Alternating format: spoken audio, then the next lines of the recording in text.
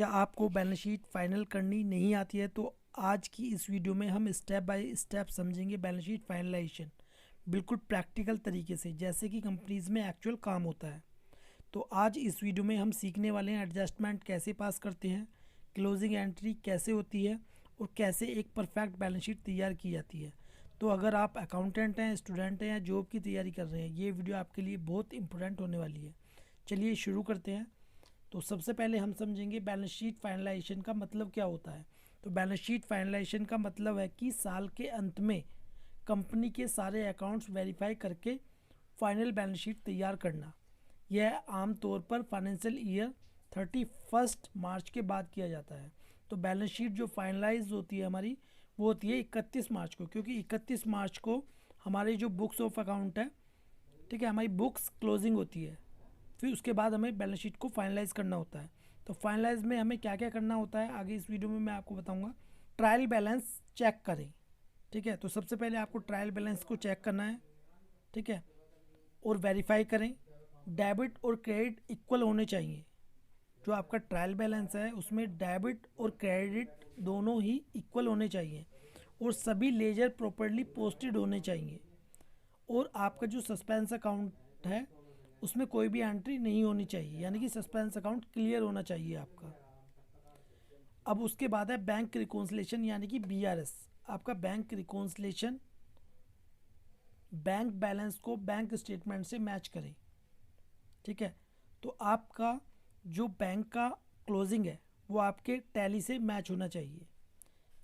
Check issued but not presented या cheque deposited but not cleared, bank charges और interest entries, ये सभी आपको चेक करनी होती है बीआरएस में। जीएसटी रिकॉन्सिलेशन, जीएसटी का रिकॉन्सिलेशन आपको तैयार करना होता है। जीएसटी रिपोर्ट्स को रिकॉन्साइल करें। Books versus GST one, books और आपकी जीएसटी वन जिसमें कि हमारी सेल होती है वो बिल्कुल प्रॉपर मैच होनी चाहिए। बुक्स को जीएसटी वन से मैच करना है और बुक्स वर्सेस जीएसटी थ्री भी, आपके बुक्स में जो फिगर है वही आपके जीएसटी थ्री बी में भी होनी चाहिए।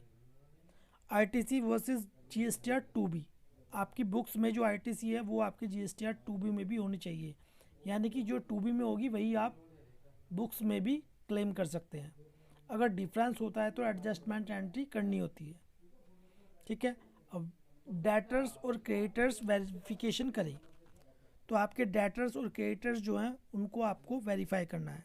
वेरीफाई कैसे करेंगे? आप अपने डेटर्स या क्रेडिटर्स से अकाउंट स्टेटमेंट को मंगाकर पार्टी लेजर वेरीफाई करें, आउटस्टैंडिंग बैलेंस कंफर्म करें और ओल्ड बैलेंसेस आइडेंटिफाई करें।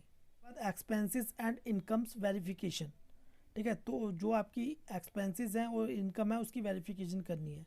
कोई एक्सपेंसेस मिसिंग नहीं है, कोई एक्सपेंसेस मिसिंग तो नहीं है। प्रीपेड एक्सपेंसेस एडजस्ट हुए हैं या नहीं हुए हैं वो आपको चेक करना है। आउटस्टैंडिंग एक्सपेंसेस रिकॉर्डेड है या नहीं है वो आपको चेक करना होता है। अब उसके बाद डेप्रिएशन एंट्री पास करें।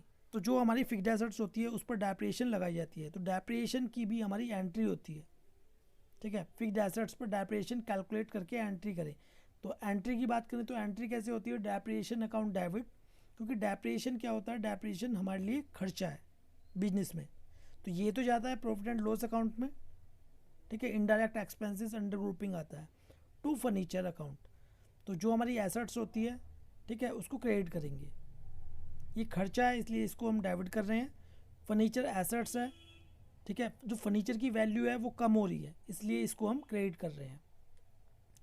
फिर उसके बाद प्रोविजंस एंट्री पास करें। तो जो हमारी इनकम टैक्स प्रोविजंस होते हैं उनकी एंट्री आपको पास करनी होती है।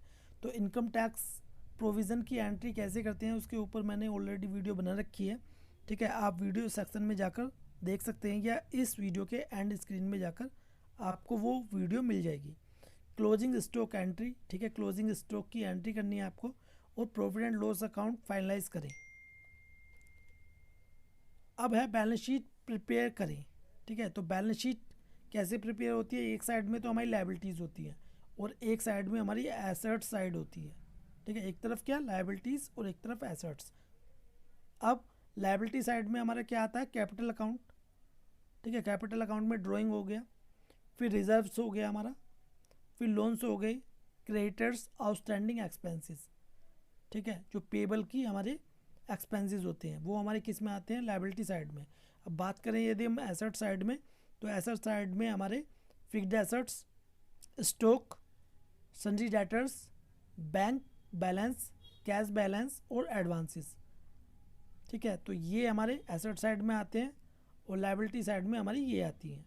और गाइस देखिए हमारी जो लायबिलिटी साइड है और एसेट साइड है ये दोनों इक्वल रहती हैं, इनमें कोई भी डिफरेंस आपका नहीं होना चाहिए, ठीक है। तो यदि आप बैलेंस शीट फाइनलाइज पर टैली में प्रैक्टिकल वीडियो चाहते हैं तो मुझे कमेंट बॉक्स में कमेंट करिए, मैं इसके ऊपर प्रैक्टिकल वीडियो आपके लिए लेकर आऊँगा। तो गाइज़ ये वीडियो आपको कैसी लगी प्लीज़ कमेंट बॉक्स में ज़रूर बताएं। वीडियो आपको अच्छी लगी प्लीज़ लाइक कर दें, उस वीडियो को शेयर करें अपने फ्रेंड्स के साथ। वीडियो देखने के लिए धन्यवाद।